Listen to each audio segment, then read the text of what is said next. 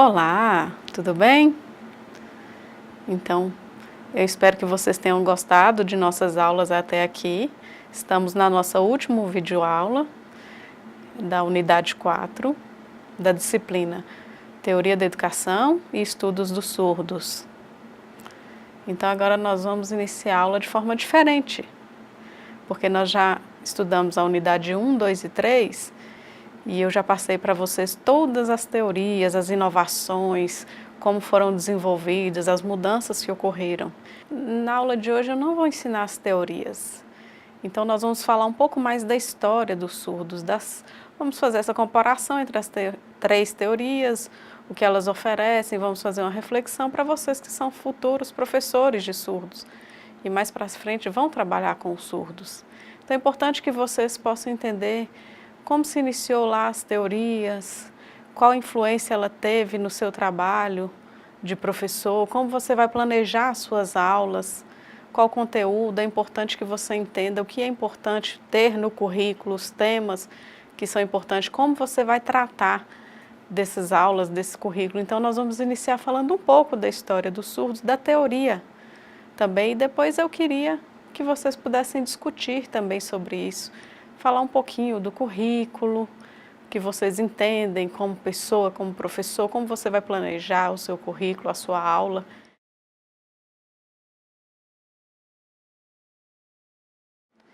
Então vamos relembrar como que era antigamente, como foram criadas as escolas para surdos, quem eram os professores dos surdos.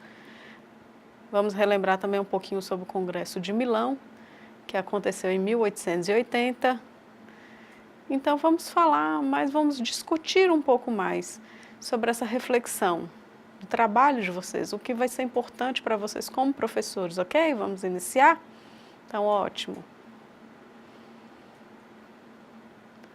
Então vamos fazer uma revisão. Vocês já estudaram as três teorias: a teoria tradicional, a teoria crítica e a teoria cultural, certo? Então, cada uma dessas teorias nós vamos relembrar. A teoria tradicional, o que seria? Qual o objetivo dela? Qual a perspectiva desse surdo? É aquele que é inferior, que é doente, que é deficiente, é o audismo, é aquele que é influenciado, o surdo que é influenciado, porque tem aquele que é mais importante, que é o ouvinte, segue aquele modelo ouvintista e o surdo deve copiar esse modelo, então deve seguir aquele modelo de ouvinte, de ser oralizado, de falar o tempo inteiro. Então vocês se lembram disso que nós já estudamos. Por exemplo, temos os alunos em escola regular, tem uma linguagem ali universal, todos falam a mesma coisa. O surdo também deve copiar aquele modelo ouvintista. Então, essa é a proposta da teoria tradicional. E aos poucos foi-se passando o tempo e aí alguns lugares ainda se vê essa teoria tradicional, continua se usando, isso é muito triste. Mas também vocês se lembram que como era a educação, qual era o foco para o surdo? Era o oralismo. Então ele deveria se esforçar e ser oralizado. Era usado o audismo com o surdo. Então, na educação dos surdos deveria se usar a oralidade. O currículo, os temas, as disciplinas, tudo era voltado para o ouvinte. Para o surdo era bem mais reduzido. O surdo não tem consciência das coisas, não é capaz, ele é inferior, ele não pode usar a língua de sinais, ele tem que falar, ele tem que aprender. É muito falha essa língua dele, é muito pouco, para o surdo é muito difícil, entenderam? Então, a teoria tradicional, ela não dá força ao surdo, os surdos perderam muito com isso. Então, o que aconteceu? Passou-se um tempo e os surdos começaram a sentir que aquilo era muito falho, era muito ruim, os surdos começaram a ficar angustiados. Também a família dos surdos se sentiam angustiados, não gostavam muito daquilo. E eles começaram então a pesquisar, a buscar dados sobre a cultura dos surdos. Eles encontravam um surdo que falava sim, o surdo tem a sua própria cultura. Encontrava com outro, usavam a língua de sinais. E eles foram se encontrando e ali houve um estímulo para continuar. E aí a teoria tradicional foi substituída pela teoria crítica. Então vamos ver, observe aqui. Então essa é a teoria crítica. Então vocês se lembram que nós estudamos que o surdo é deficiente, inferior? Não. O surdo é apenas diferente. Agora o surdo é considerado diferente do ouvinte. Ele tem a sua cultura, o ouvinte tem a sua cultura. Então cada um tem sua cultura própria. Um usa a língua de sinais, outra usa a língua oral. São diferentes, mas os dois são respeitados. Eles são unidos agora, têm contato, se relacionam melhor. Então o surdo usa a sua língua de sinais, ele tem a sua cultura, ele aceita a sua cultura e desenvolve ali. Então isso é muito bom, porque na escola se abre as portas para isso, para essa inclusão também, da cultura surda. Então é incluída a cultura surda, a língua de sinais. Então se abre uma oportunidade para os surdos também. Mas estava correto, estavam equiparados surdos e ouvintes? Não, infelizmente não. O surdo ainda era considerado inferior, ele continuava sendo inferior. Ah, tudo bem, ok, você tem a sua cultura, eu até aceito, mas eu não sou igual a você, eu ainda sou superior a você. E o ouvinte sempre olhava o surdo de cima para baixo. Então, é como se fosse assim, tá, eu aceito que você tem uma língua de sinais, eu valorizo a sua língua, eu te parabenizo, mas eu não respeito tanto, porque eu ainda me considero superior. Então, a teoria crítica foi incluída o quê? Na educação dos surdos? Igual ao ouvinte. Aquela mesma educação, aquele mesmo currículo que tinha, todos os temas que eram para os ouvintes foram passados para os surdos. Então, seguia aquela educação do ouvinte. Isso era ruim, porque a educação de surdos estava seguindo ali, começava a usar a língua de sinais, aí eles falavam, não, tem que seguir aquele português, tem que seguir o ouvinte, o modelo ali do currículo do ouvinte. Então, várias escolas levantaram a bandeira para ser escolas bilíngues, mas realmente não são, porque o que mais demanda é o português e a língua de sinais ainda continua meio esquecida. Então, é por isso que os surdos foram buscando mais, e o surdo queria mais que o ensino. O objetivo do ensino não era aquele, tudo bem, tem um intérprete, ok, ele usa a língua de sinais, mas ainda era muito básico a língua de sinais, e o surdo não quer aquilo. Então o grupo de surdos começou a se movimentar, a manifestar, a lutar pelo que eles queriam, para que o surdo tivesse outra perspectiva. Então eles buscavam outra teoria, outro modelo para ser seguido, e eles foram buscando, e com o passar do tempo veio a teoria cultural. Então, e o que seria? Qual a proposta da teoria cultural? É que o surdo seja surdo, que use a sua cultura, que use a sua língua, que use as mãos para se comunicar e que esteja incluído, que seja valorizado o surdo, que ele sempre seja valorizado. Que não haja essa diferença entre surdos e ouvintes, mas que eles sejam equiparados. É como se fosse um status. O surdo tem a língua de sinais, o ouvinte tem o português. Então, se ensina o surdo com a língua de sinais, e a proposta era essa. Então, a LU precisa ser muito forte, o surdo precisa ser protagonista. É diferente da teoria crítica. Então, a proposta seria que o surdo, na educação do surdo, se ensinasse primeiro a língua de sinais. O contato com o aluno surdo teria que ser primeiro com a língua de sinais. Isso é educação bilíngue, o professor deveria usar a língua de sinais. Tem um professor ouvinte que usa intérprete, não é tão bom assim. Aí o professor diretamente conversando com o surdo em língua de sinais, planejando sua aula, como eu vou ensinar para aquele surdo.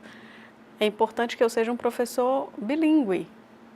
Então, o professor ouvinte com o intérprete, falta alguma coisa, não é bom, é melhor que eu seja um professor que utilize língua de sinais. Eu prepare a minha aula de forma que eu vou ensinar para aquele surdo e que ele entenda de forma correta.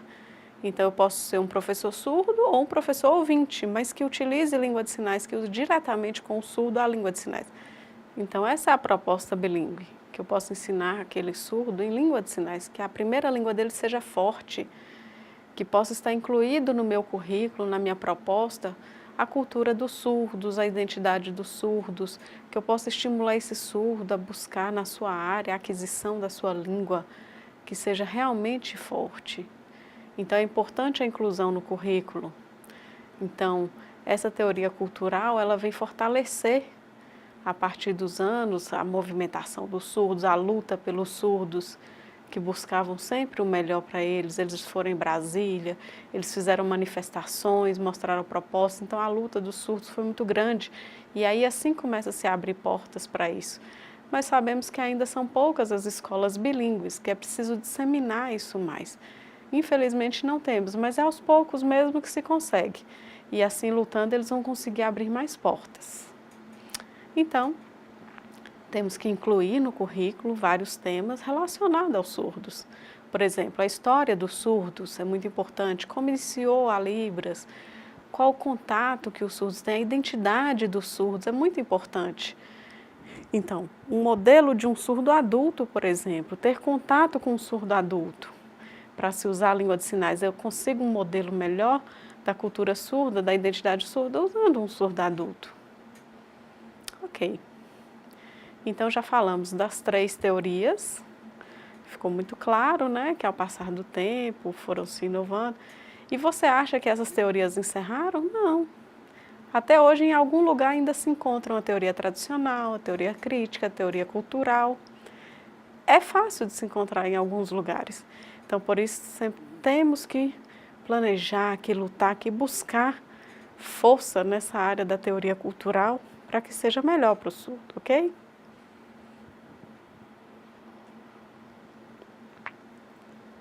Então, eu vou focar agora mais no currículo da educação. Currículo, você lembra os conteúdos, os temas da educação dos alunos, como que deve ser, como o aluno aprende? Então, os conteúdos da aula, por exemplo, ele tem que ter conhecimento de quê? De várias coisas, mas quais os conhecimentos que eu tenho que passar para ele? Eu tenho que passar para o aluno surdo, por exemplo, um conhecimento da história do surdo, por exemplo. O currículo é muito importante, do básico da educação no geral. Não é foco só dos surdos, para qualquer tipo de educação é preciso se preparar, planejar um currículo. Então, no currículo nós temos que ter também ideologias, então é preciso ter. Qual o modelo que eu quero transmitir para esse aluno? Então, precisa ter ideologia, o poder, a sociedade. Então, essa cultura, tudo tem que passar para o surdo. Então, essa teoria tradicional tem um currículo que é único. Apenas uma cultura é seguida. Só tem uma cultura que é dominante e que se apropria das outras e passa seu conhecimento e sua cultura para a criança, e a criança precisa aprender aquilo. Então é importante e é principal, é o mais importante, é a minha cultura. O português, por exemplo, todos devem falar português. Mas na escola nós ensinamos apenas uma cultura formal, deve-se falar corretamente, o português dominante. Não pode se falar errado, tem que falar corretamente. Isso é impor uma cultura dominante. Por isso que nós estamos sempre discutindo e falando que é importante o currículo não ser único, que se apodera de todos. Não pode ser assim, deve-se cancelar esse tipo de currículo. Então ele deve ter várias opções, contemplar todas as culturas, há um relacionamento de todas elas, dentro do currículo tem que caber todas. Então nessa área de educação, a teoria do currículo, então tem que haver pesquisa, o foco do currículo tem que ser as pessoas, buscar conhecer a cultura de cada um, então pegar um pouco de cada e aí dentro do currículo abranger todos os alunos. Tem que estar dentro do currículo. O currículo não pode impor algo aos alunos, mas o currículo tem que estar aberto para ter trocas também. Não posso ter um currículo fechado e só eu que decido. Então deve haver discussões em todas as áreas, que é melhor. Então vocês se lembram da teoria crítica? E ela foi inovando, inovando, inovando, para chegar ao currículo, a proposta do currículo teria que ter incluso uma única cultura? Não. Deveria se buscar todas as culturas, um pouco de cada cultura e aliar uma à outra. Então buscar um pouco de cada um, haver uma troca. Então, se eu encontro com um aluno, eu mostro ali a minha cultura, eu pego um pouco dele, eu aprendo um pouco com ele, eu troco um pouco com ele. Então, é muito importante na escola também ter incluso uma cultura multicultural. Então, não é apenas uma cultura, tem uma variação, tem vários tipos de culturas. E dentro do meu currículo não pode ter só uma cultura. Não vai dar certo com as outras, não vai respeitar as outras, então é preciso discutir. E o currículo deve estar aberto para abranger todos os alunos, a cultura de cada um, buscar isso de cada um.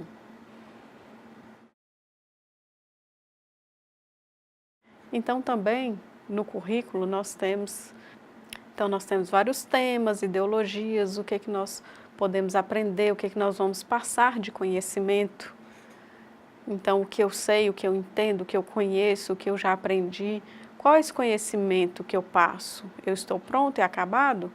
E eu só passo o conhecimento? Não. O conhecimento deve haver uma troca também. Então são novos a cada dia e nós vamos trocando o conhecimento. Então essa proposta é muito forte, porque tem um grupo ali que eu consigo trocar conhecimento com ele e tem novidades sempre, tem outro grupo que já tem uma cultura diferente, não são iguais as culturas.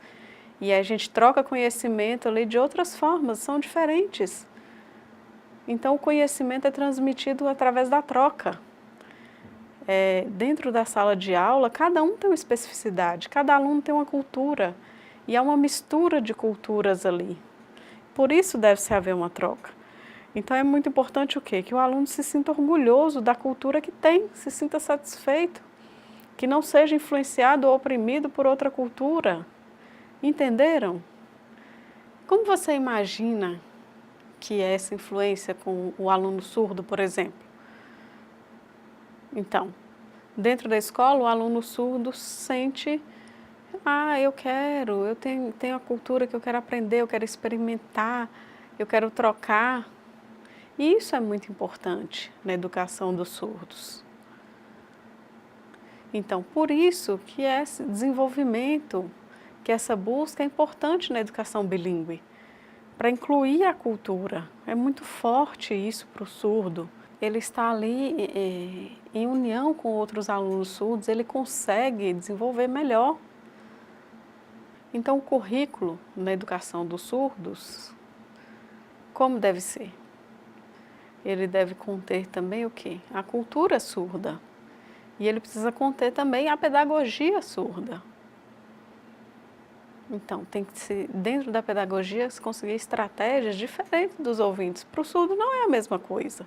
Tem que ser utilizar de estratégias diferentes, que são visuais, que haja uma troca ali entre os surdos, experiências diferenciadas, para que eles se entendam com seus pares, que eles possam incluir isso da cultura e aprender mais, que eles tenham consciência da sua cultura. Então, meu currículo deve ser planejado de forma a incluir esse surdo, que dê força a essa base da cultura surda, da identidade surda. Ele deve experimentar o visual, refletir, sentir as imagens. O surdo precisa disso. Então, sempre deve se preocupar com a cultura surda. É um marco importante para ele, é o mais importante, é o principal dentro do currículo na educação de surdos, é a cultura. Se não tem abrangendo a cultura surda, não tem sentido, não faz sentido. Então, o básico do currículo é a cultura surda. Deve haver a cultura surda.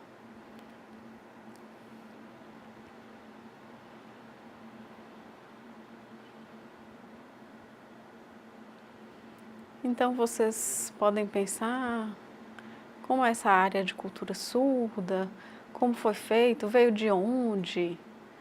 Aí você se imagina de onde começou, quando começou, há muito tempo atrás houve uma luta, planejamento de educação de surdos para incluir a pessoa surda. Então, como assim?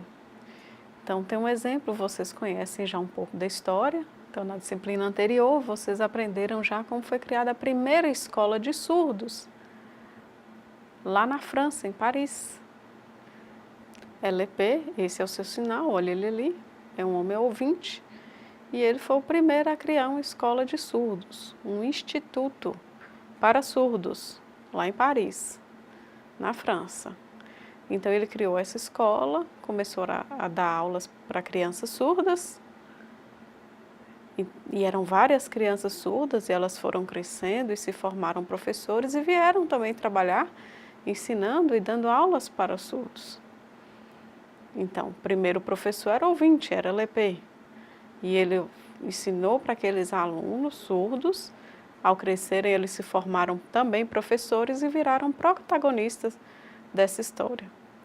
Então, tem 3 famosos, surdos famosos, muito importantes, foram um marco para essa história dos surdos e que vocês vão conhecer agora.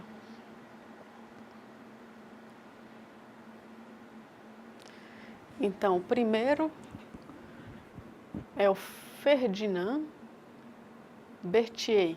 O sinal dele é esse.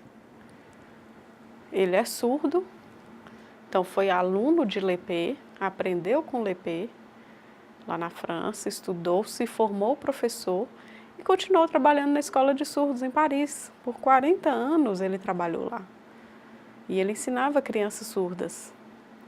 Mas o mais importante era o quê? Ele já estudou, ele se formou, ele se tornou um professor, mas ele percebeu o quê? Tudo bem o uso da língua de sinais, mas falta alguma coisa. Então, só usar a língua de sinais não basta, precisava acrescentar algo, faltava alguma coisa para incrementar a educação dos surdos. E ele pensava o que estava faltando. Ele pensava, o que ele pensou? É a cultura do surdo que falta. Porque, por exemplo, o Lepé era muito bom, usava a língua de sinais, mas ele era ouvinte. Ele pensava como ouvinte, ele usava a língua de sinais, mas ele falava que precisava escrever, que tinha que ter foco na escrita. E já o Ferdinand pensava assim, tudo bem, ok, a gente usa a língua de sinais, mas tem que ter esse foco na escrita, deve ser menos. É mais importante no trato com os surdos, no ensino dos surdos, a aquisição da língua de sinais. A cultura, a aquisição dessa identidade dos surdos é muito mais importante que esse aluno surdo, essa criança surda, compreenda isso. Então, Ferdinand ele criou um grupo, fez reuniões com os surdos, fez um banquete, e todos se sentaram à mesa para comer e começaram a conversar lá em Paris. Em 1834, foi essa primeira reunião, e eles todos sentados à mesa ali conversando e discutindo sobre isso. Do direito do surdo, da acessibilidade, como o surdo deveria usar a língua de sinais, que ela devia ser espalhada para todo mundo, que o surdo era importante que ele iniciasse a sua história, aprender a história do surdo. Então, pela primeira vez, tinham várias pessoas, tinha um grupo de surdos que estavam ali discutindo como seria a educação dos surdos. Então, eles perceberam que o surdo poderia ser protagonista. Então, antes, Lepé ensinava para crianças surdas, tudo bem, usava a língua de sinais, foi muito importante, eles deram muito valor a isso, mas agora o surdo queria ser protagonista de sua história. Então, ele queria experimentar e vivenciar, o professor surdo queria desenvolver mais e aproveitar mais. Então, o segundo surdo que foi importante também é esse aqui, é o Laurent Clerc.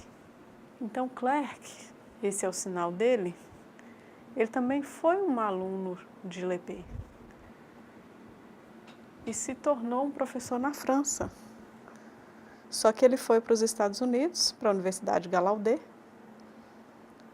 junto com outros 2, e eles criaram lá a primeira escola de surdos,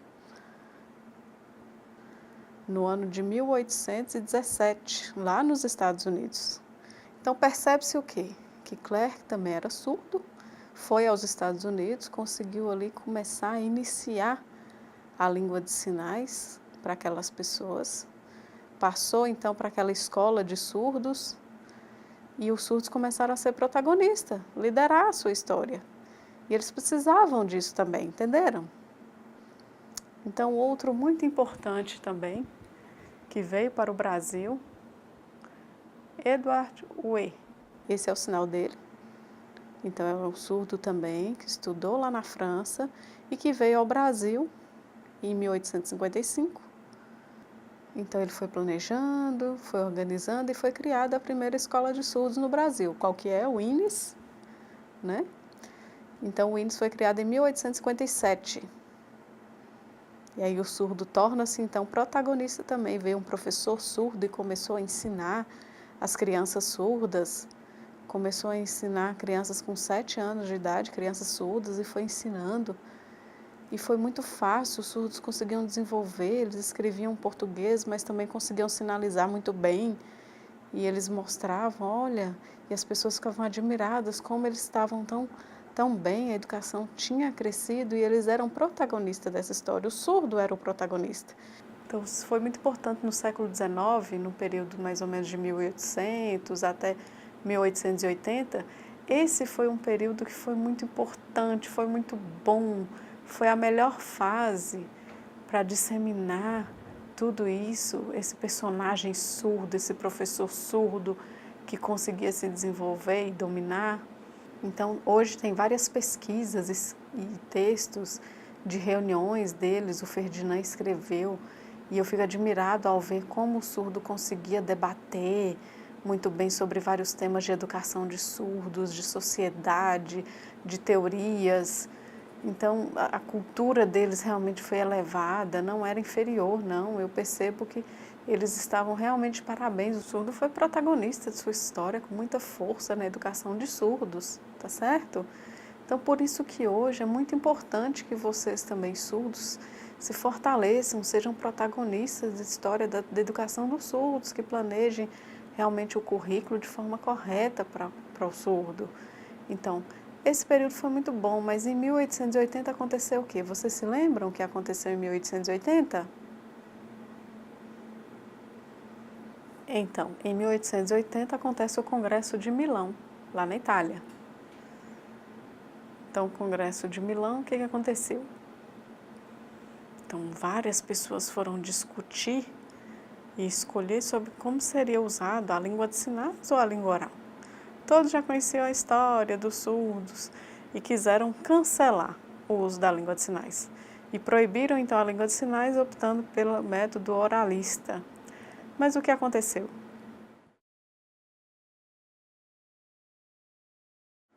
O surdo não era mais protagonista dessa história, o ouvinte tomou esse lugar dele mais uma vez. Proibiu esse uso da língua de sinais. Então, na educação de surdos não poderia-se mais usar a língua de sinais. E aí, passando da história, até hoje os surdos sofreram muito para conseguir utilizar realmente a língua de sinais, ser protagonista de sua história. Naquela época foi tomado isso deles, a influência, a opressão foi muito forte, o audismo, a cultura do ouvinte sobressaiu e eles foram tomando isso dos surdos, então o audismo foi muito forte. Então, como que hoje, nos dias de hoje? Então, mais ou menos 30, 40 anos de história aí, depois, o surdo se torna novamente protagonista. Ele alcança várias coisas, o surdo tem autonomia para estudar, fazer um doutorado, para realmente se elevar a discussões de educação, de movimentos surdos, de manifestações de luta dos surdos, discutir com políticos, ir em Brasília, manifestar suas propostas, as leis, discutir sobre elas. Então, aqui no Brasil e em vários outros países se encontram-se surdos assim, que têm essa força, que lutam, que estão firmes para manter seus direitos, que são protagonistas sim da sua história, que houve opressão, que houve influência, mas que isso já passou e eles começaram a discutir mais sobre isso, entender melhor como melhorar a educação das crianças surdas, utilizando língua de sinais para melhorar, para que eles entendam a cultura surda e possam se expressar da melhor forma, com orgulho, com a identidade surda, de saber que é surdo, que tem uma cultura e uma identidade. Então hoje vocês pensam como vocês serão como professores de surdos futuramente. Como vocês serão? Você quer ser um protagonista que seja importante na educação dos seus alunos surdos, ajudando-os a desenvolver, não é certo? Tem que ser assim. Então, nós vamos pensar agora no currículo. Quais pontos importantes que precisam ter no currículo? No currículo precisa ter novamente o protagonismo do surdo. Então, vocês surdos precisam começar a pensar e a discutir os conteúdos que você vai colocar no currículo para passar para o seu aluno. O currículo é pronto e acabado? Não, nunca ele é pronto e acabado. Ele sempre está em constante mudança, em planejamento, sempre ele vai mudar, vai corrigir algumas coisas que não estão corretas. Então, o currículo sempre tem que ser discutido, sempre tem que ser discutido. Na educação de ouvintes é assim, na de surdos também. Deve ser discutido também, o surdo precisa ser esse protagonista. O ouvinte coloca aquele conteúdo, aquela proposta, o currículo entrega? Não. O surdo precisa assumir esse protagonismo. E aí você, surdo, precisa fazer o seu currículo, colocar a sua estratégia, o seu planejamento para passar para o seu aluno surdo. Então vamos pensar um pouquinho também sobre os artefatos culturais dos surdos, que são importantes também no currículo dos surdos. Então, quais são pontos importantes que devem ter? Então, primeiro, a língua de sinais. É o básico, é o mais importante para o currículo surdo.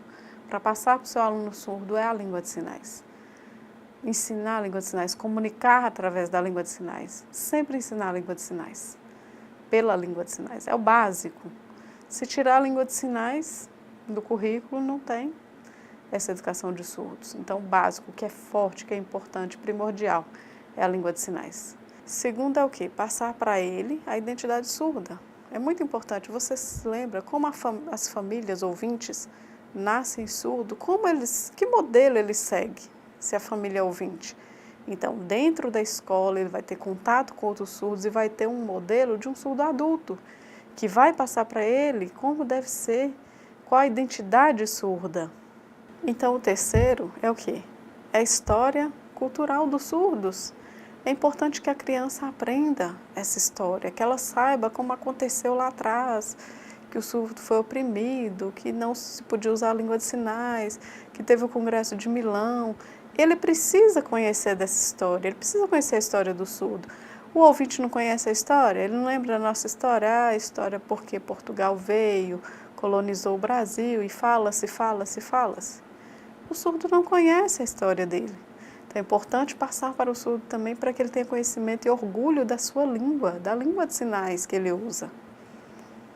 Também tem que passar para as crianças surdas a literatura surda. É muito importante, ajuda na cultura do surdo, ele tem a cultura forte, ele vai aprender mais, ele vai desenvolver mais a cultura, vai se sentir assim, minha cultura é muito boa, é muito forte, é visual. Então, dentro do currículo, precisa contemplar a literatura surda. E também a interculturalidade, que são o quê? São várias culturas diferentes. É importante, por exemplo, se o surdo tem a sua cultura, ele tem contato com a cultura ouvinte, ele pode ter uma troca. Ele sabe das diferenças, do que é comum, do que é diferente, mas ele pode ter uma troca, se relacionar bem com o ouvinte. Também é importante o quê? Que a cultura surda, o sujeito, entenda que só existe essa cultura que é igual? Não. Então, dentro dessa cultura, tem várias culturas. Por exemplo, há de se discutir a cultura do negro, a cultura do surdo, a cultura da mulher, a cultura do surdo homossexual. Então, tem várias culturas, tem várias coisas que precisa se saber. Então, o sujeito precisa estudar, se relacionar com todas as culturas. Isso é importante. São vários os tipos e nós temos que contemplar tudo no currículo para passar para esse aluno surdo. Tudo bem? Então, essa é a disciplina Teoria de Educação e Estudo dos Surdos. Então é importante que vocês entendam as teorias, como você vai trabalhar, você é um futuro professor, como será seu currículo, meu currículo básico de trabalho, eu professor, como eu vou ensinar a minha criança surda, como eu vou passar para ele os temas, como eu vou ensiná-lo, ok? Então hoje eu acho que você deve refletir um pouco e pensar como você vai desenvolver essa prática para melhorar a educação dos surdos. Então, tomara que vocês tenham gostado dessas nossas aulas, dessas nossas discussões, que eu gostaria que vocês pensassem, refletissem, não parassem, sempre estivessem pensando no currículo, nas ideologias, refletir como será o melhor trabalho com os surdos. Então, como você vai trabalhar com aquele surdo, com a cultura dele, incluir a cultura dele no currículo, como você vai ajudar esse surdo a fortalecer a língua de sinais, a sua identidade.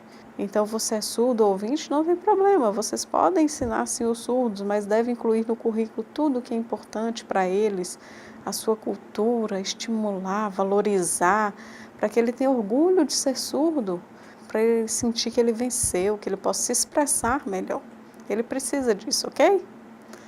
Então, se vocês tiverem alguma dúvida, qualquer coisa, pode entrar em contato comigo ou com o seu tutor e nós podemos fazer essas trocas, essas discussões. Isso é muito importante.